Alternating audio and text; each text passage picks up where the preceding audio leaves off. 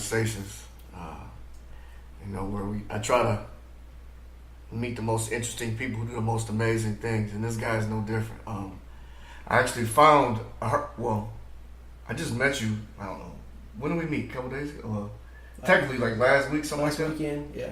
So, I was taking my little boy to basketball practice, and I seen these two guys outside.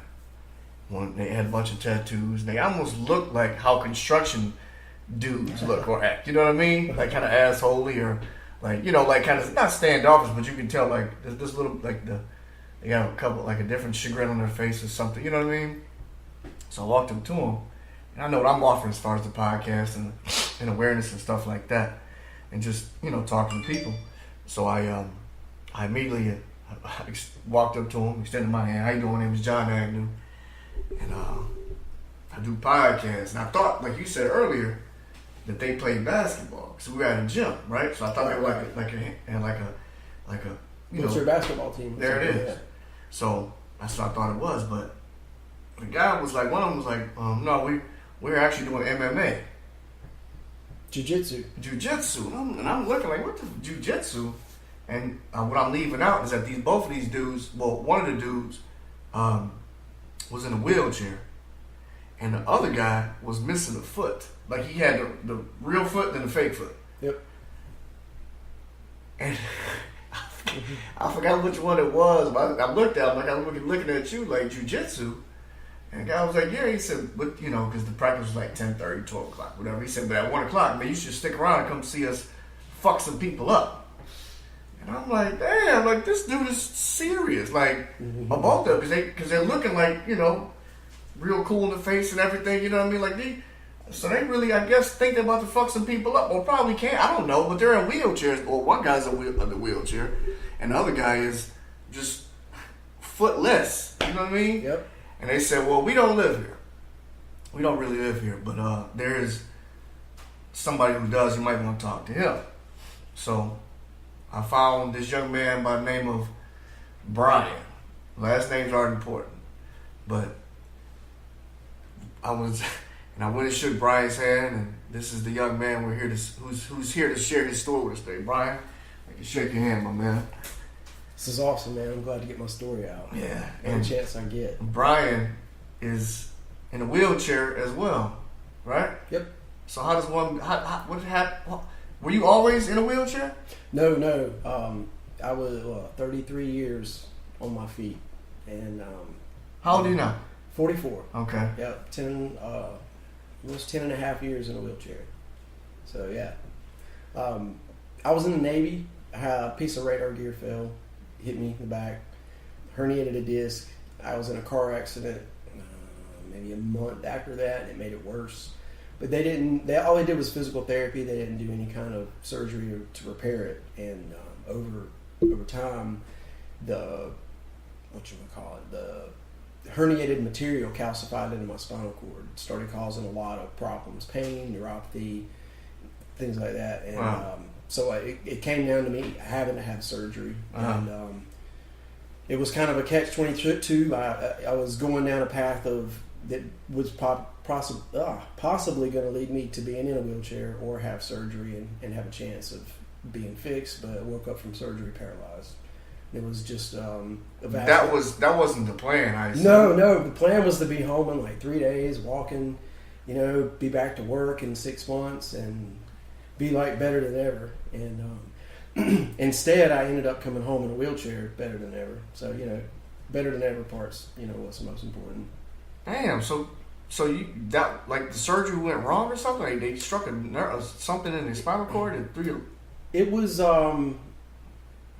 maybe a year and a half of having no clue what happened, and finally I got a lawyer to sue my doctor, but more than looking for money, I was looking for answers. Like I figured that would be a way to find out what exactly happened. Mm-hmm. They would have to look into it. So right. Ultimately I didn't have a lawsuit because it was just a risk of the surgery. I had the surgery was on my right side, and where my spinal cord died was on the left side, and it was just a vascular incident uh-huh. that It was just a vascular incident, and it just known risk of the surgery, and I won the lottery. Did you know that though? Yeah, he told he told me, obviously with any kind of spinal surgery, there comes a risk of everything from death to paralysis and any blood clots, just risk of any type of surgery, non-associated risk. He told me that he had 2 people in the last 15 years who had issues from the surgery, but both made full recoveries. So I really feel like I won the paralyzed. And I get that. And what I'm like I said before, man, I believe everybody's brain kind of works like a spider web. Yep. So, like I've always, not always, but the guys I've seen them 2 days, they didn't seem like there was anything wrong with them. Right. You know what I mean? Yep. Like they didn't seem like they just carried themselves like regular dudes, I guess. So the beauty of jiu-jitsu is hold on. How were you studying jiu-jitsu before you became paralyzed? No. And how? Because this is. And in the whole group, only one of us did jiu-jitsu before. What's the mindset when you came home from surgery and you felt you couldn't walk again? Like, how did you get used to that as opposed to being able to go for a run or walk or get your meal like a normal person? It was easy. My daughter was 2. Okay. And immediately I was, in the hospital. Well, for the first week, I was on some pretty heavy-duty medicines, and I was kind of out of it. And so the initial shock, what was cool was I was pretty medicated for the initial shock. So by the time I moved to a rehab, it was had kind of set in a little more, but my focus was on my daughter. I had a 2-year-old daughter, and that was 100% my focus. It was like, I can't focus on what happened. I can't focus on what's going on. All I can focus on is what I have to do to get back home to get to my daughter. Because it was a miserable feeling, man, laying there. I couldn't even, I'm trying to get inside your head, dude, but I can't. Like, it's impossible. How do you, like, you can't even walk with your daughter when she cries. It was, and to kind of, to fast forward maybe a few months from then, okay, just a perfect example of my mindset and how it all works and how it worked from day one. It just took this one moment to kind of see how it all clicked. I was in my backyard. It was starting to get warm.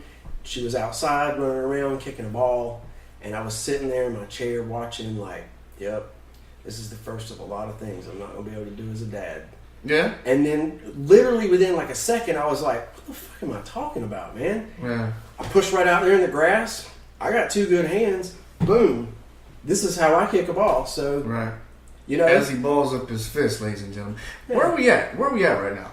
Like, what state? Where are we at? Oh, North Carolina. And we're in North Carolina. And like I was telling him earlier, man, this southern living kills me, as everybody knows, but we make it work, man. I always I forgot about that because I'm still trying. I'm tripping about the wheel. I'm in this guy's wheelchair right now. Nobody knows it. We're going to do a live video in a minute. But I'm actually in this guy's wheelchair just for the moment. And it makes me feel like, see, because that's one thing I think that people in wheelchairs don't really like to be called handicapped. That's what my dad always says. Or do you? Like, what is it? It's weird, man. I think ultimately, crippled is the bad word. Yeah. It's like the seems like there's I guess the most acceptable term this day is disabled. Yeah. I prefer handicap. I like the term handicap. I think it's accurate. I don't think it's negative or derogatory. I think it's just descriptive. Just like golfers. Golfers have handicaps. Wow. It's kind of the same thing. Disabled, if you disable something, it no longer works. Yeah. If you go disable your car, that means it doesn't work. Right. If you go handicap your car, that means maybe you have a flat tire. You can still make it work. Right.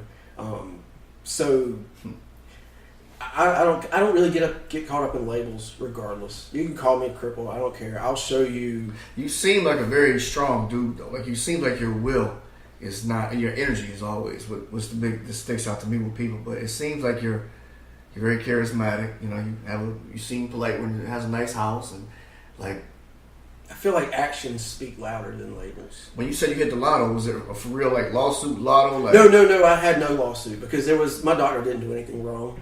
It was just just as shit happens. But let me back up like a month before that. That's crazy, dude. I was at a point in my life where I was working at a job that there was no reward to, other than being able to take care of my family. I existed. I didn't make a difference. I went to work. I came home. The only difference I felt like I did make was in my daughter's life because I love being a dad from day one. No doubt. But I just, I was in a marriage that I was unhappy in. It just was not a good situation. And man, one night I was just like, man, I'm just gonna, pray to God to take me out of this situation. Right. I don't care about a special job. I don't care about money. Right. I just want to be able to take care of my daughter Right. and be able to make a difference, help people, something. So a month later, I'm waking up in a hospital, on a totally new path in life, totally new journey. And I think, I kind of held on to that prayer, and I don't know, man, how religious I would say I am. I have my own personal relationships with my spirituality and God. Me too. So So you don't run to church every Sunday? no, Me neither. it's been a while. It's all right, shit. But, Whatever. But I kind of held on to that, and looking back, like if I'm asking to be taken out of a certain life, like it has to be something drastic. Woo, yes, sir. It can't just be. You looking back on it, it's not going to be something mild. So I've always been one. I like kind of thriving in adversity. I like working in bad weather and just being out in the elements, and I just like that kind of stuff. So it's almost like I have the right drive or whatever to. This is the kind of adversity I thrive in. As he points down the wheelchair, but I'm in his wheelchair, and this thing is my legs that don't really work with the shit. What? How do you? So where are you paralyzed from? It like I have an incomplete T4 spinal cord injury, which is it's like in between my shoulder blades height and like right below my chest. Okay. The left side is totally paralyzed, no abs or anything. My right side, I have some abs and I have some leg strength. It's maybe 25% of what it used to be. And then there's some directions like my hamstring doesn't really work on my So right can you side. feel anything in your legs? So I have sensation below my chest, but it's weird. One side feels electric. Wow. It's like neuropathy. It feels like I don't have any skin. Yeah. It's painful.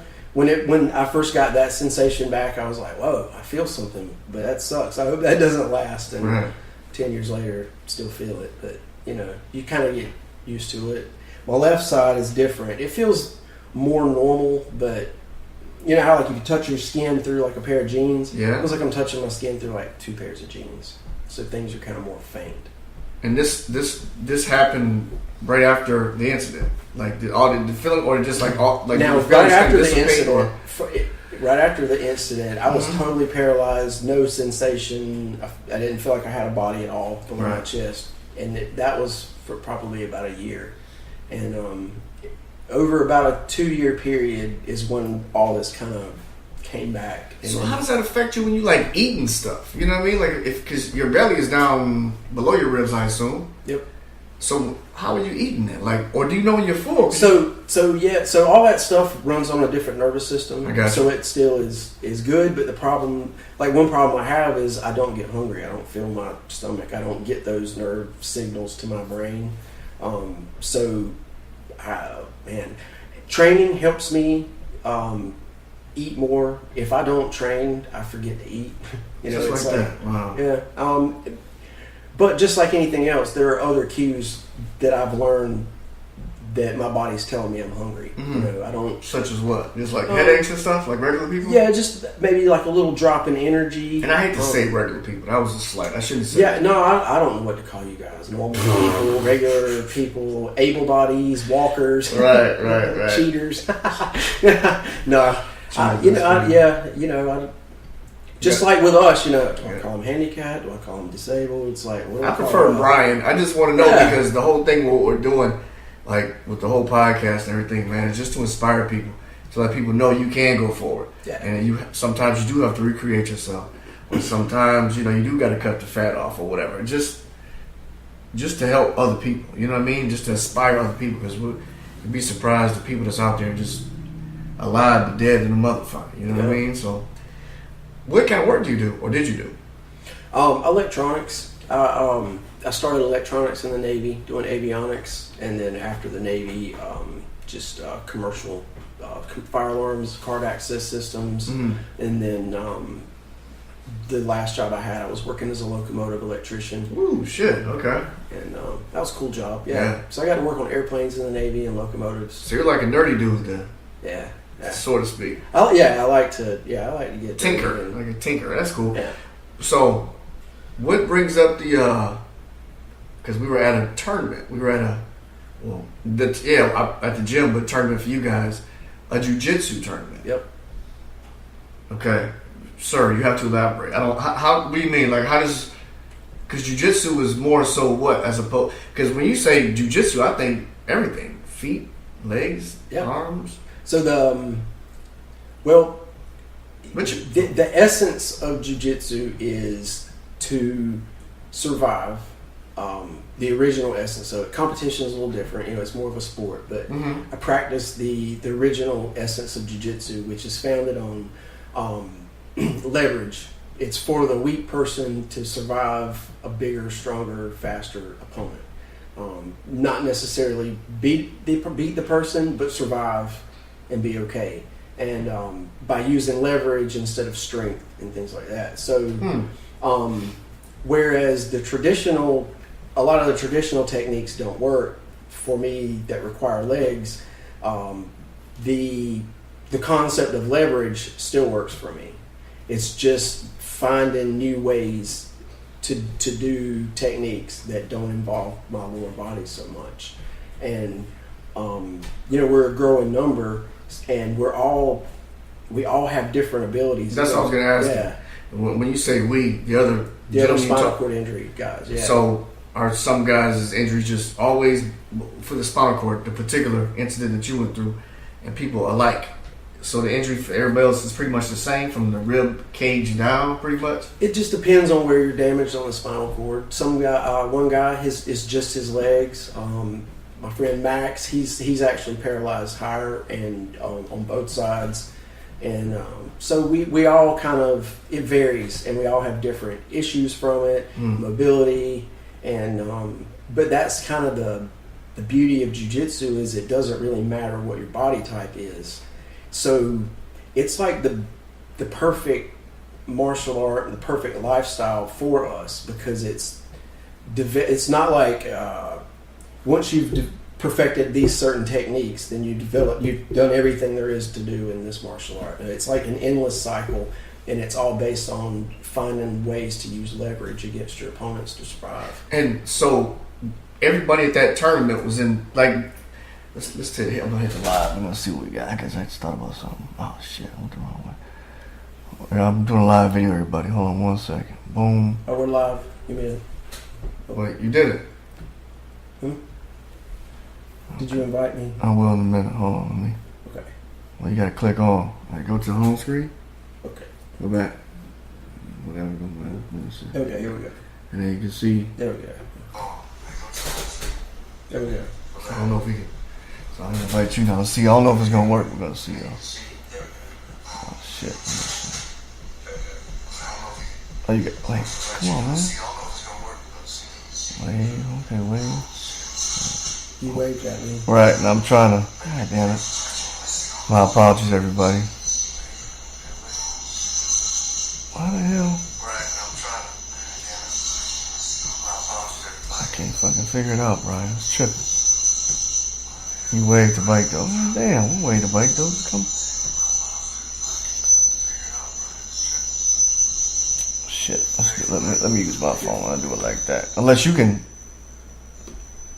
Let me see. Live. You just want to swap? Yeah, let's do that, I guess. Yeah, it'll work. Let's see. Sorry about the technical difficulties, peoples. But we're trying to make it happen here. Alright, boom, like that. You doing it? Or am I going live? I got it. Yeah, you do it like you did before. Okay. Just getting in here. And then go to your main screen. Let's see. Go to your main screen now. Oh, Like okay. And then you're gonna see me at the top. Got it? Like the one down? There we go. Turn the volume down. There you go. There you go. You can turn the volume down. It says send a request to be in Bike Dope slide video. Yeah, do that. Okay. Wheelchair Jiu-Jitsu. We're trying to do something. I wanna, yeah. Come on, man. Go live. Alright. There we go. Now let's do that. Switch the phones.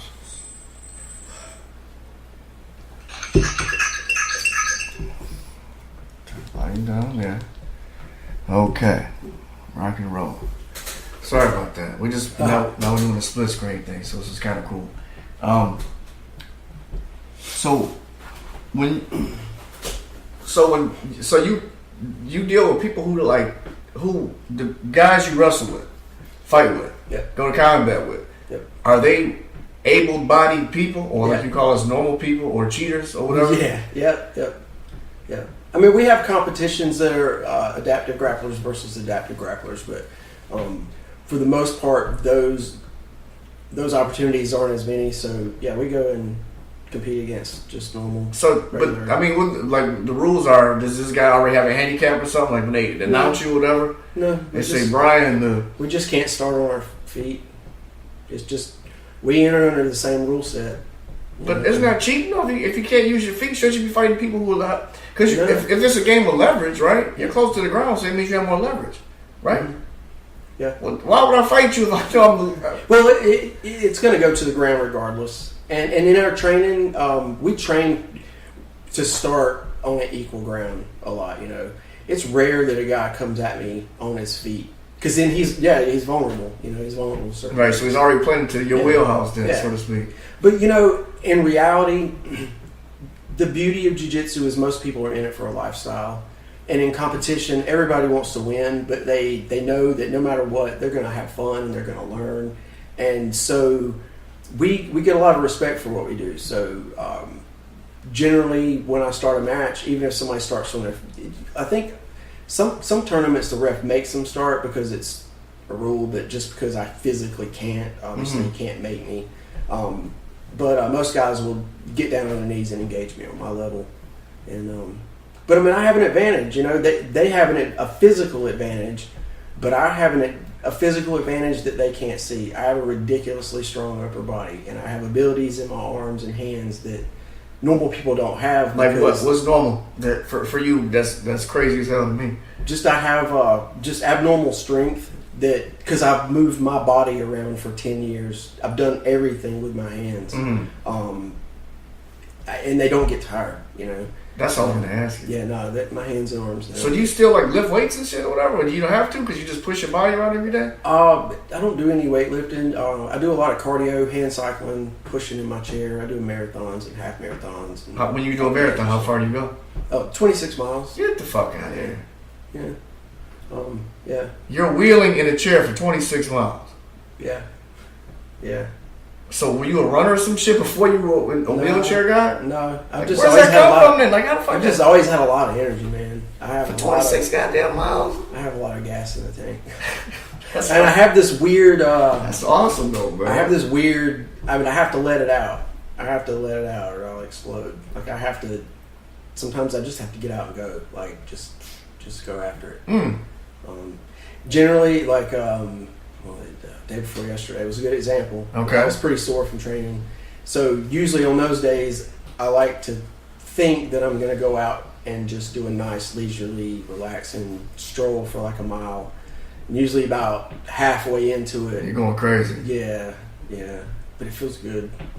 So that's cool, man. So you like I seen you just showed me an Instagram clip of you when you were on a trampoline in your wheelchair. Like if I just kicked you by mistake, can you feel that? I didn't know. No. I had no idea.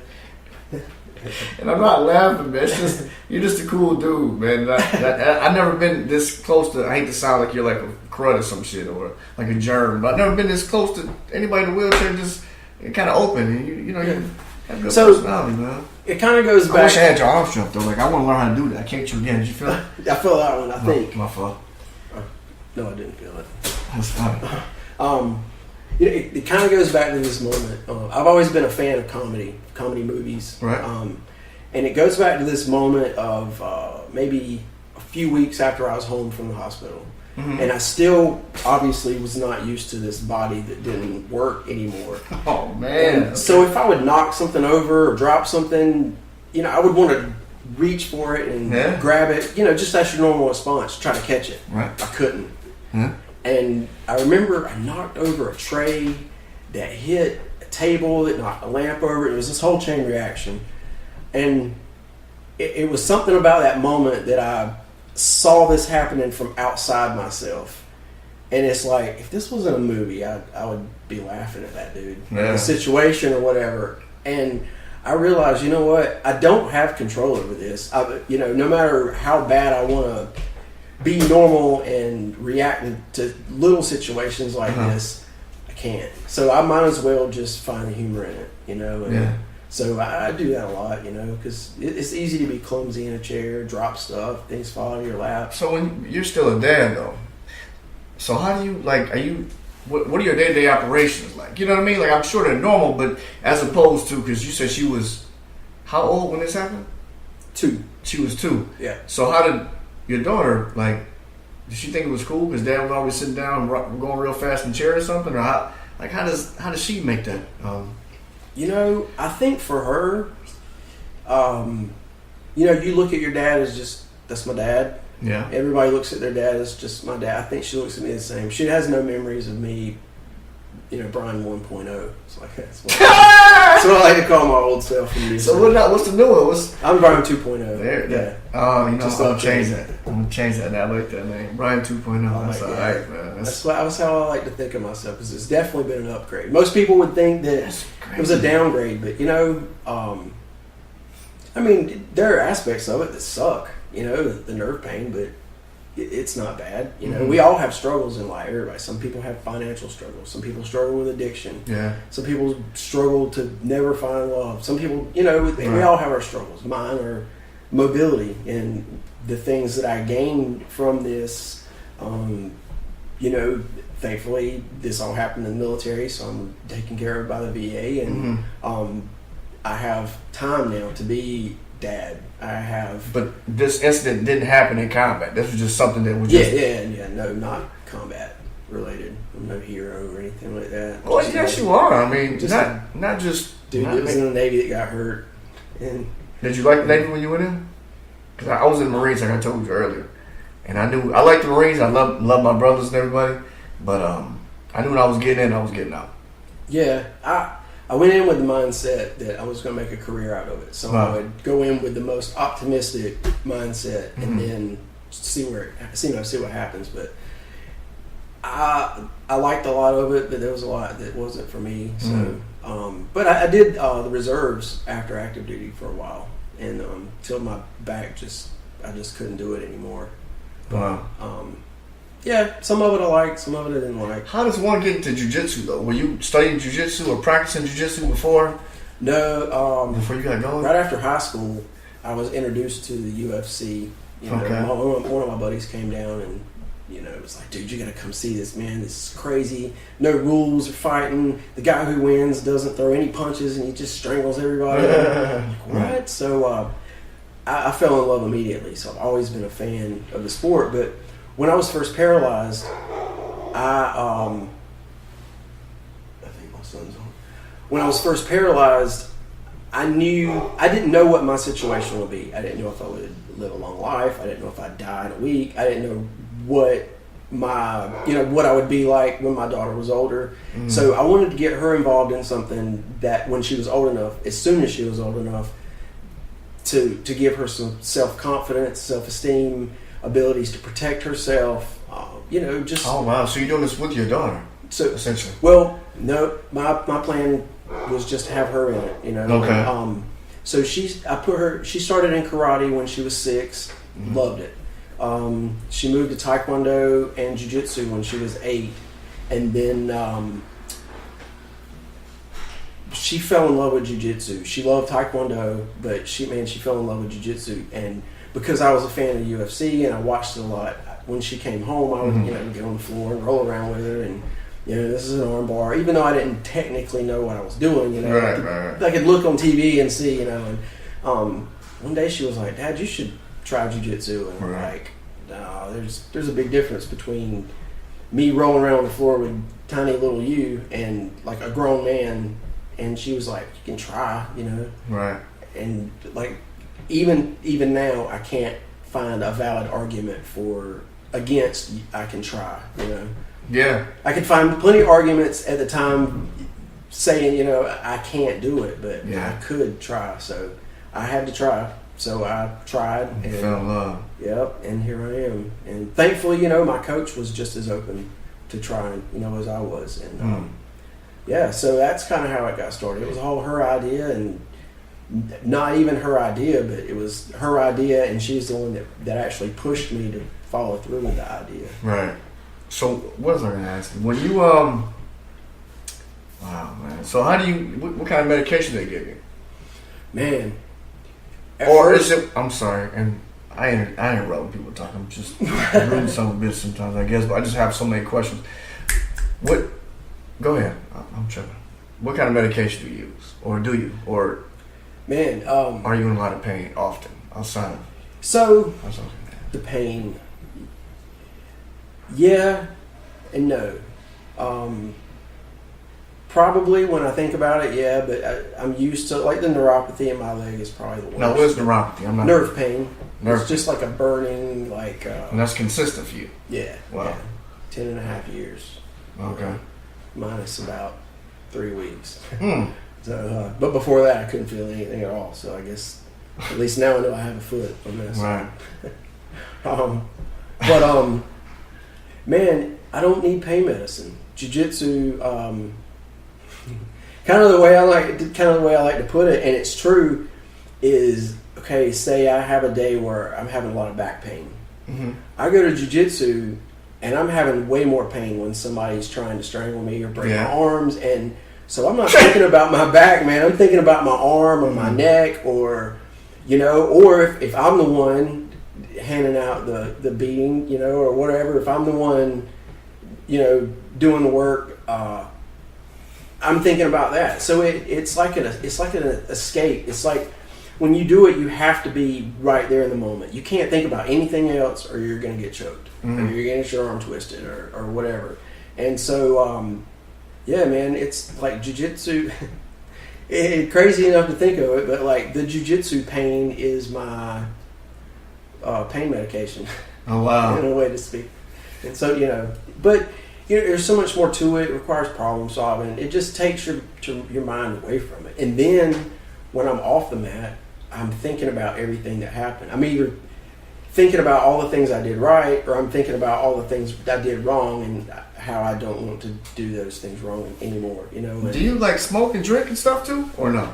And I don't know, no cigarettes, and I don't drink. I drink maybe, I would say I average 2 or 3 beers a year. Oh wow! And it's just special occasions. If I'm with the right person, at the right time. Right. Now for me a beer, I'll drink a beer with them. Okay.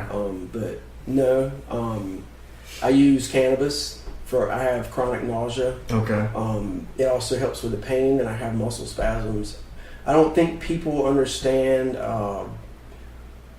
There are paralyzed people whose paralyzed limbs are like totally limp. Yeah. They're just nothing. Yeah. Then there are paralyzed people like me who have tone, where my limbs are tight. That was my question. I was gonna say, do you get stuff to stretch and stuff like that too? Yeah, for sure. But I still have like a reflex below my injury level. But like if I was to start hitting your reflex in your leg, you could just tighten your leg up or straighten it up and kind of nullify it or stop the reflex. I have no control of my left side, so basically it's almost like reflexes, and it has a mind of its own, and it stays tight, and so it can be painful, you know. So so the cannabis helps you with that. yeah, it helps with the spasms and especially the nausea. And I think the nausea just comes from the fact that I can't feel my stomach. That's what I was gonna say. You spoke about that earlier. Yeah. So you're nauseous. So you get like a headache, I assume, or how does it work? Like, you say you can't feel your stomach. So what do you? How does? Cause some people get sick to their stomach. Like I get headaches, and sometimes I feel like Erling or whatever. Yeah. So that doesn't happen to you. So it's even the nausea is different. It's not like I feel it. I don't feel it in my stomach. I just gag, and it's almost like a dry heave. Right. And it takes a lot to actually puke. That's something that rarely happens, but just dry heaving, it just sucks. Yeah. You know, but I have such a handle on it. Anybody, I'm sorry. What were you gonna say? I was just gonna say it's been 10.5 years, man. I have such a handle on my whole body. That You're like in my head. I'm at like year 1.5. You know what I mean? Talking to you, but you're already like, I was doing that shit when I was, 8 years ago or whatever. Right. So that's cool, man. What do you So what is your day to day like now? I know I'm still asking old questions, but what is your day to day like as opposed to, like, you just get up and like, because you can't have the same lifestyle that you once had. Like you can't reach the microwave, right? Can you? Well, yeah, I can. Well, fortunate for me, I can stand up. Those muscle spasms, the tone. Man. Okay, so it probably will go over your head because it went over my head when they first explained it to me. But they told me in the hospital and in rehab, basically, if I got tone back and I got spastic, that I would be able to learn how to use that to move and to even stand if it's strong enough. Mm-hmm. So I've learned basically to trigger spasms. Wow. Yeah. So basically, if I lay flat really fast, my body goes into this crazy spasm that I can't recover from for about 15 seconds. It's tight. I can't hardly breathe. It's painful. So I've learned to manipulate my body to trigger just a little bit of that. So basically, if I get it just right, when I stand up, my body just is so tight. But spasms can hit in my chair. They can be so strong they can throw you out of your chair. They just straighten your whole body up all at once. And so how many hours do you spend in this chair? Like, okay, so typical day is me going out in my chair in the morning after I sleep late. I'm not gonna lie, but I train so much, especially between jiu-jitsu and then all the endurance training, that I just, when I go to bed at night, I don't set my alarm unless I have my daughter, which is about half the time. But I don't set my alarm and I sleep till my body has enough rest. And then so I get up and do it all over again. I like to push minimum of 3 miles. I feel like a 5K is like the minimum I can do. I don't understand. My brain just works that way. I can't just go out and do a couple of miles, but I like, So rolling in this thing like this, how do you change the tires in this motherfucker, man? This is like, cause you go far a just lot. like a bicycle. Just like a bicycle. Yeah. And if I don't do that, I hand cycle. So I like to get in a couple hours of cardio a day, and then jiu-jitsu in the evening. Especially like now, I have a super fight coming up, a match on the Toro Cup, and it is. I have one opponent. It's not a tournament, and so I've got to start getting in shape for that. So I'll be doing a couple hours of cardio a day, and then a few hours of jiu-jitsu a night. But you're already in shape, one would think, because you're constantly wheeling with your arms and your legs and everywhere you go, right? So that's not like enough exercise. How much more exercise does one need? Because you're, like you say, you probably got like the. I get excited for it, and Okay. I get that energy that I was telling you about. I just like I have too much energy, man. I just have to get it out. Are you in a relationship? No. So how does that? Can we talk about that? I'm out of curiosity. How does that work? Like, since you're paralyzed, can you not feel like your manhood and all that, or what? I can feel it. Yeah, I can feel it. So it's still thankfully. But even the. And I'm not trying to get in your business. No, This is just something I always want to ask. You know what I'm saying? Man, okay. So out of 10.5 years worth of questions, And you can ask anybody with spinal cord injury. The number one question everybody wants to know is, can you still have sex? Right. And even the most severe cases where you're like a complete injury, where you have absolutely no feeling, no function, or whatever, Right. there are options, for you, so you can still have a healthy sexual relationship with your partner. Even if you might not feel it, you would still have that intimate experience. So. Right. There are options for us no matter what. Fortunately for me, things still work. I can still feel things, But I'm saying, like, how about if you were to do that and have a spasm at the same time? When could you like go into some kind of okay, so frenzy or something? Autonomic dysreflexia is something that comes along with spinal cord injuries above a certain level, and the higher the level, the more prone you are to it, and it can be life threatening. It's fortunately something that I don't experience, much. I get a little bit of dysreflexia from this and that, but You're fucking awesome, Brian. But for the most You're part, awesome dude, man, for real. Dude. I think with sex there is a risk of it, but I think maybe the higher levels. I don't know. I don't have an issue with it, so I'm not sure. So that's not part of the thing, huh? What So how'd your mentality change as opposed to how you were compared to how you are now? Like, how do you look at regular people? Like people with able-bodied people, like lazy pieces of shit, or like no, man, no. Honestly, you know what I mean? Because I remember what it was like to have a job and a career and family, responsibilities when you had to work, and it's not lost on me. I know it's difficult, and I know most jobs you have to bring home with you, and so. Not necessarily the normal living. I'm talking about the mental side of things, because like people are lazy. And were you one of those people? No, I've never been. Like I said, I've always been one. I like to have a lot of hobbies. I like to go and do, and I've done a lot of hiking, and I used to like to go run trails, kayaking. So you were active? Yeah. I've always just been real active. Okay. I did not. I've always been really active. I've always been the person that I am and everything. But for the most part, I did not get the appreciation for life that I have. I did not get the realization of how beautiful life is on my own.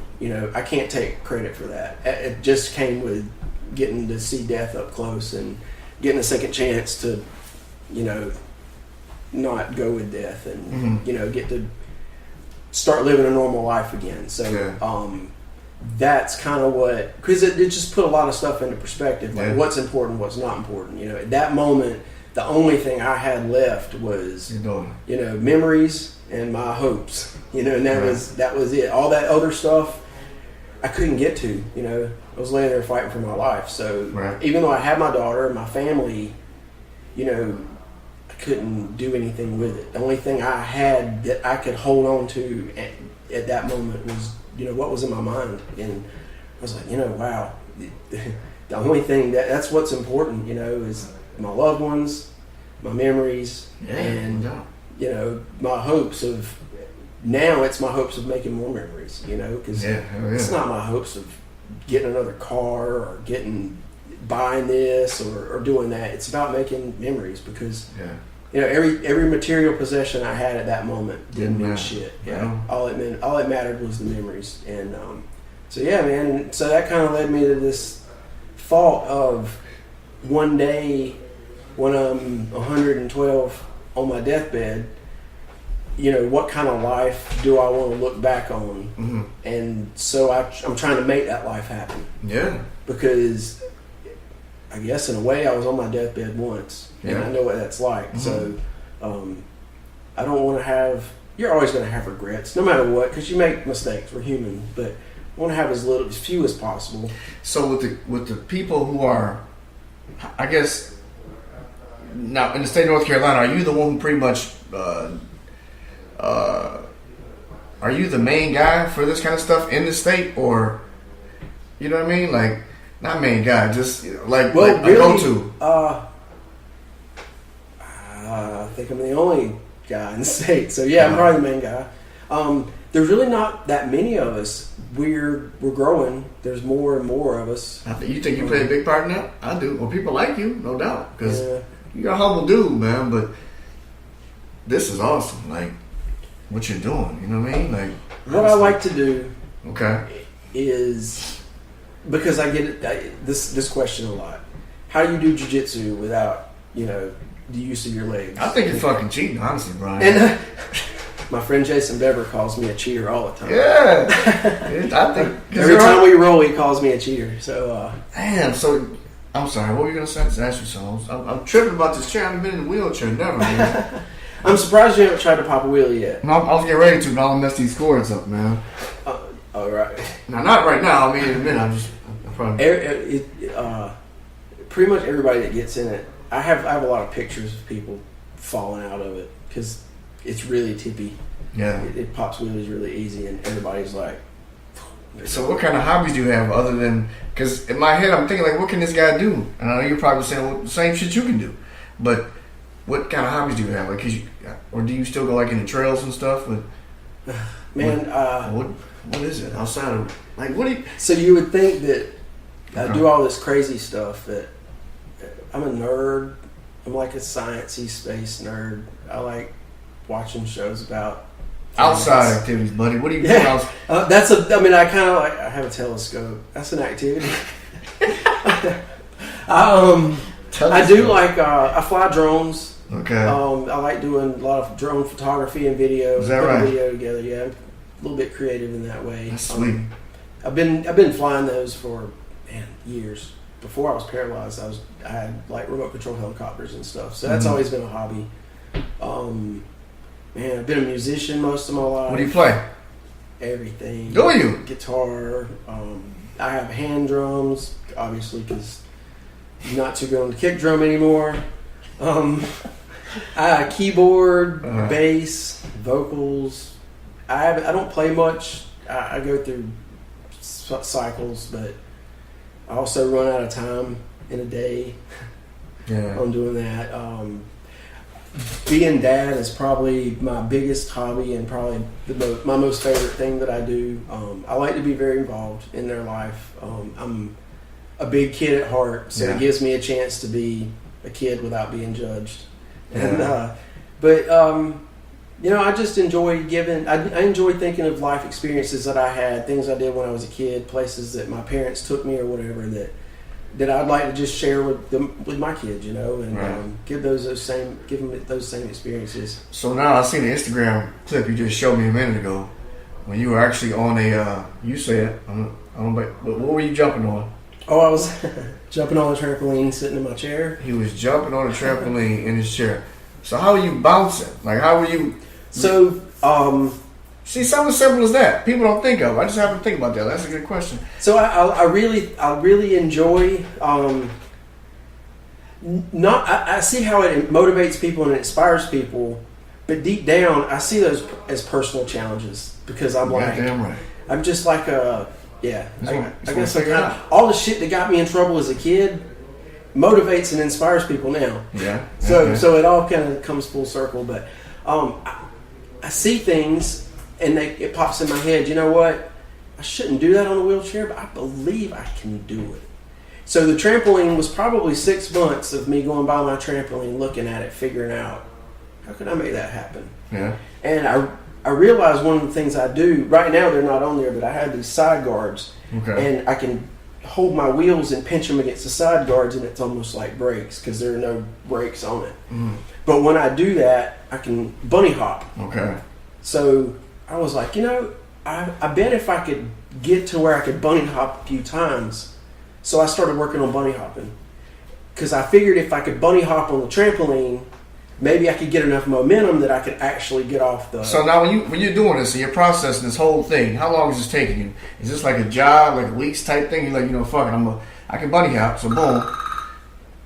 You just hit that's my mother. Sorry about that. No worries, man.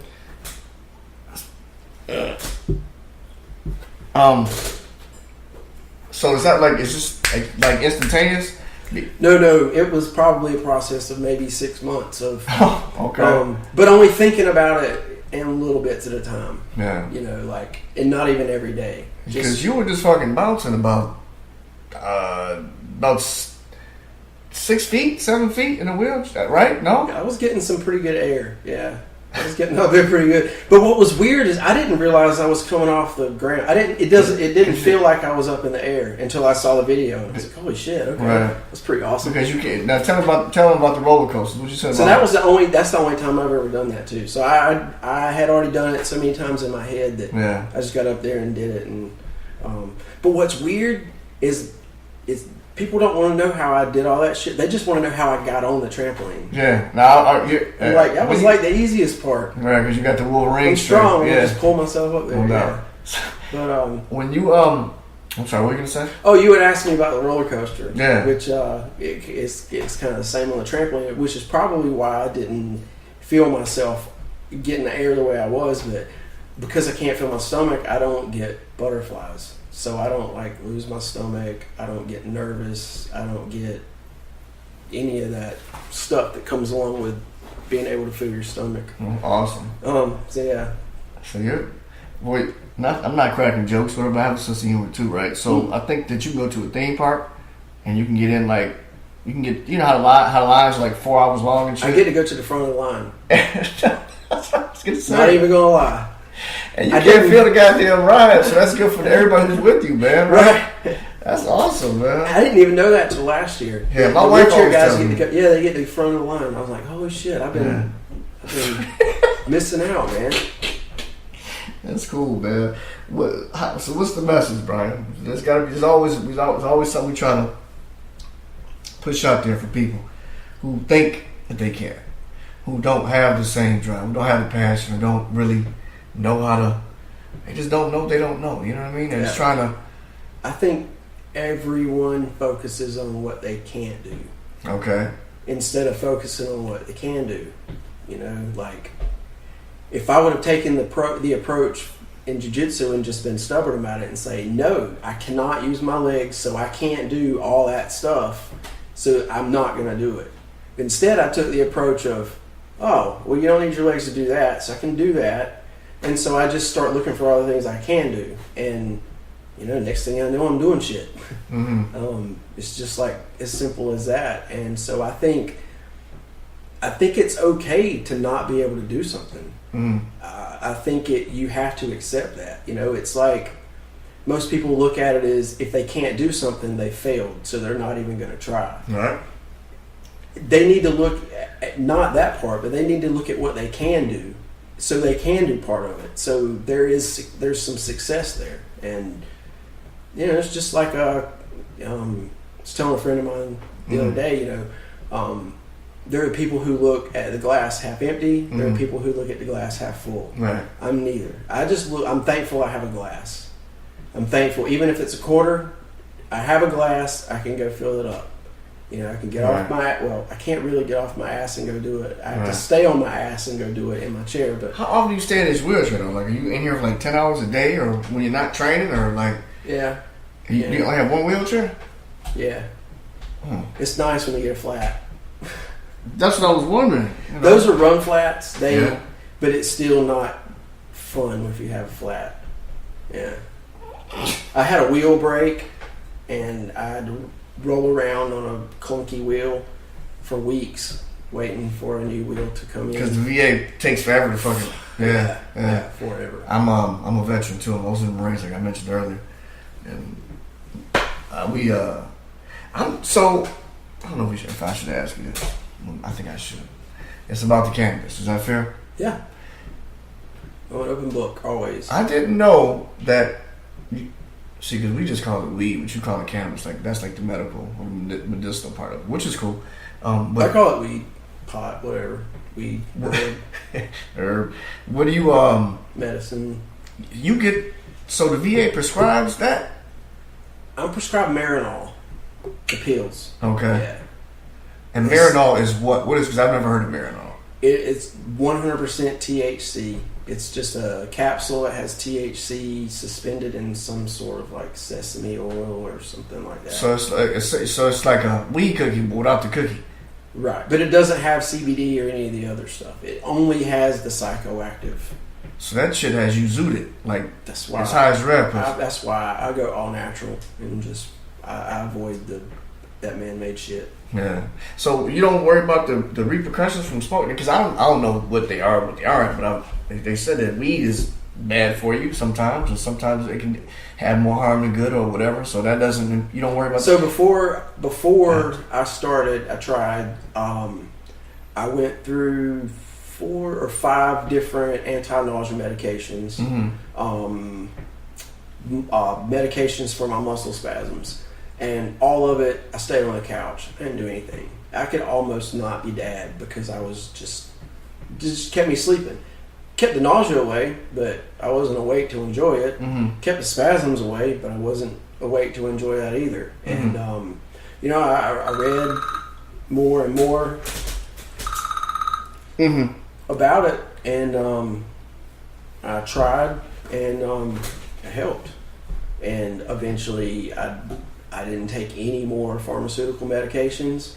I was out enjoying nature. I was out just living, man. It was like a freedom. And so, anybody who thinks that it's bad or it's something that's not good, man, all you gotta do is look at all the things that I do and understand that I couldn't do all these things if I didn't have the quality of life that it gives me. You know? Well, what do you do now? Like, that's so different. Like, because you still have normal function, but if you're saying if it wasn't for the herb or whatever, you wouldn't be able to move like that? So a good example is when I travel. Obviously, I can't travel with it. So That was a good question. a good example, I went to Vegas, took my daughter to Vegas to a UFC. I was there for 4 days. I lost 9 pounds because I could not eat. Trying to eat.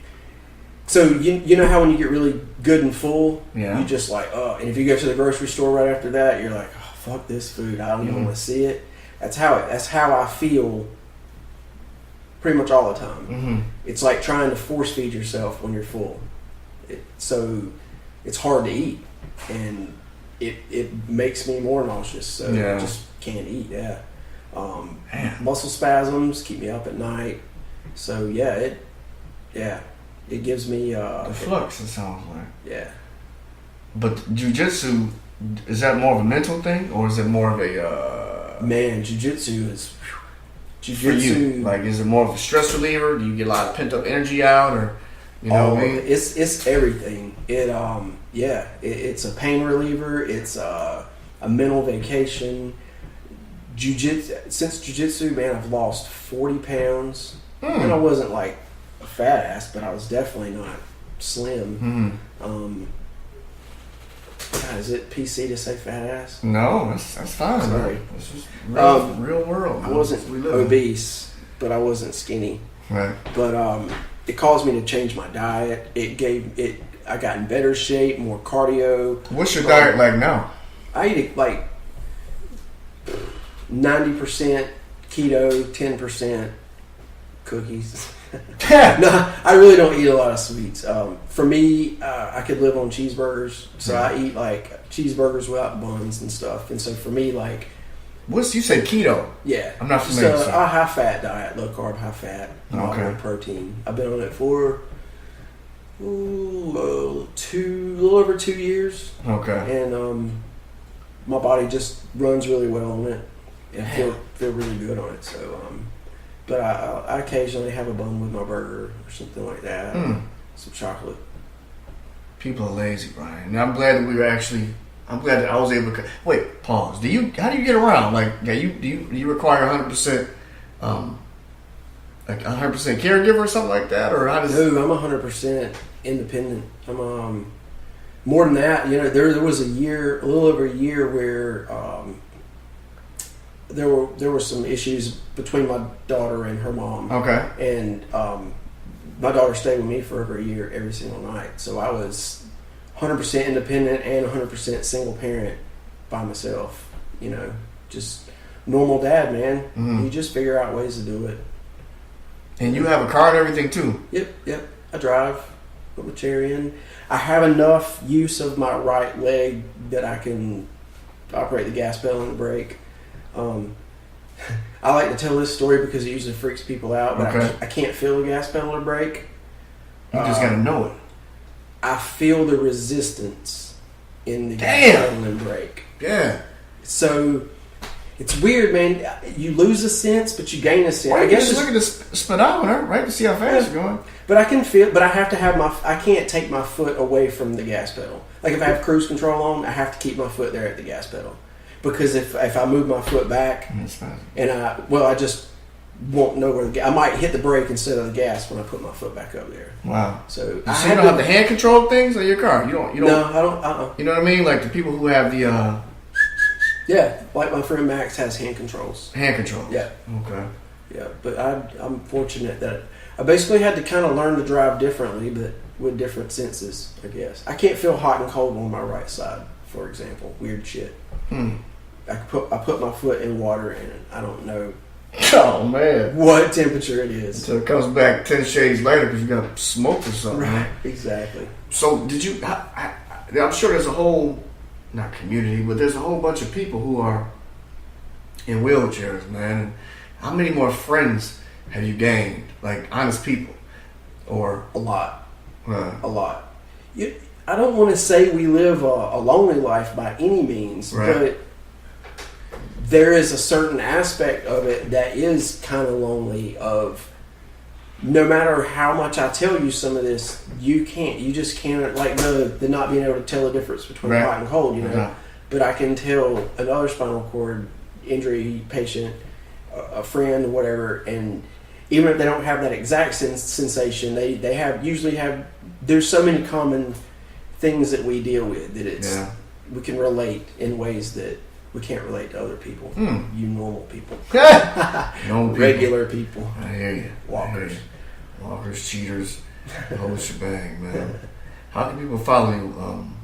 How can people follow Brian 2.0? That's fly, man. I gotta write that down. Brian 2.0. 2.0. How can people follow you? Wheelchair Jitsu on Instagram and Twitter. It's all one word. Say it again. Say it a little bit slower though. Wheelchair Jitsu. WheelchairJitsu. And what can they find you doing on there? What do you do that makes you cool outside of being in a wheelchair Man, and catching the spasms and shit and standing up to pop the microwave open? who told you I was cool?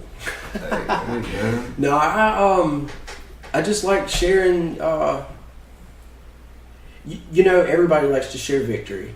Some people will share defeat, but what I like to do is I like to look for the moments where people just don't, where people are scared to be. You know, the vulnerable spots. Yeah. Where that might keep someone from doing something. I like to post those moments, and I like to just post what was going through my mind at those moments, or my mindset about those moments, and I just try to keep it real like that. You know, what you read from me is just what it is. just what it is. It's that's what I was thinking, and that's what Spike Dope stuff is all about, man. It's real people who do amazing things, but live out. Well, the idea is to live out your happiness and whatever that makes you tick through your own personal truth. And I honestly believe that, man. Who else? Let me see. Is there anybody else? Is it something else you want to add or something like that?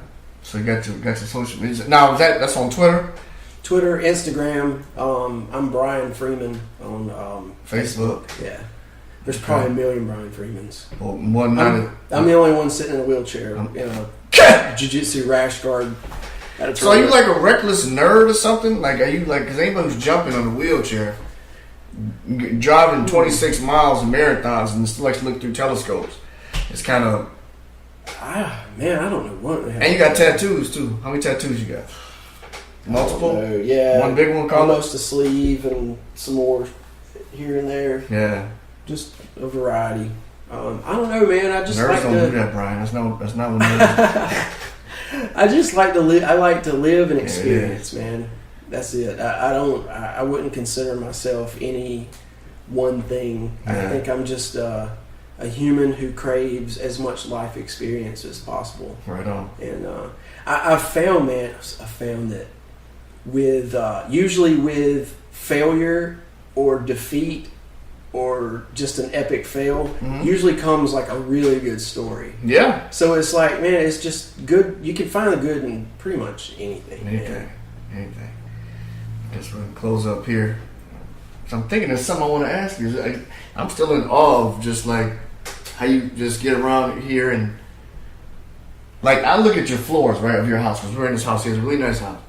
And I'm thinking, were these always hard floors or were they carpets? And then when you came paralyzed, they have to turn them into hard floors so you can get around a lot easier, have traction and stuff like that. Like I have carpet in my bedroom.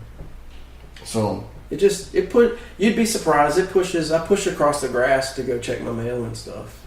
It rolls surprisingly well. Do you have any of your other friends who, since you, I guess, become wheelchair bound, they treat you any different and not deal with you like that, or people just still treat you all the same, or what? They all treat me the same. They don't. They know not to offer help and stuff. They know that if I need help with something, I'll ask. But I'm an why can't anybody ever person. see help though? I mean, damn, I'm just an independent person. We figure. Like a good example is a lot of times when we're getting in our car to store, people will offer to help or to help load something up. Mm-hmm. It's nice, but when we get home, we have to load things up so we can unload it when we get home. Mm-hmm. If you put our chair in the trunk, get home, how am I going to get to the trunk to get my chair out? Kind of thing, So we have our own way that we have to do things. That's just different, so we don't need actually help. Kind of hinders us a lot of times. So we know what to ask for and not. Some handicapped people are mean as hell though, man. Some people just like really. I think they're just bitter assholes about stuff. You know what I mean? Like nobody's trying to be mean. It's just like, I'm just gonna open the door for you. I post stuff sometimes. Usually the only hate I ever get, the only hate I've ever gotten is from other handicapped people. And what they say? You think you just kind of like, well, you must be this because I could never do that, and just think you take kind of the steroids and shit. Same old, just like I don't know what they're thinking, but right, absolutely, it's a trip. Brian 2.0, the man, the myth, the legend. You can hear this podcast on iTunes, SoundCloud, Stitcher, and Spreaker. If you could, you guys subscribe. We got more like this, and you can hear this in its entirety all over again. I appreciate the Facebook stuff and everything. You can follow me and Bike Dope 1000 and John Agnew on Facebook. Brian, let me shake your hand, man. Thank you. Thank you, sir. I really, really appreciate this, man. This was epic. Thank you so much, sir.